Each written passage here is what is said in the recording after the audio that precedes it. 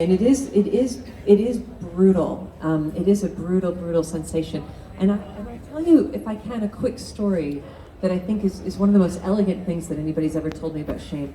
When I was taking care of my partner Rhea when she was dying of cancer, I was priding myself on being the best caregiver who ever lived. I knew I loved her more than anyone had ever loved her, and I knew that it was my job to be such a good caregiver while she was dying of cancer. Anybody who has ever taken care of a terminally ill patient knows that you are setting yourself up for disaster if you decide that you are going to be the best caregiver who ever lived. It will grind you down. It is a brutal thing to take care of a dying person who's dying for a very long time, and it ground me down. And there was one day many days where I was defeated by it. And a woman who was a friend of ours came into our home one day to help, and I could see that she was doing it so much better than me.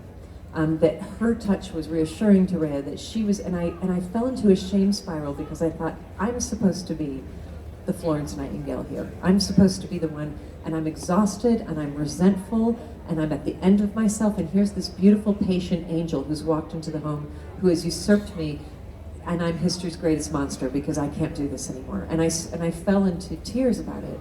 And my friend, whose name was Ariel, she came and found me. I'd locked myself. Shame makes you lock yourself behind doors, by the way. That's how you can know that you're in shame.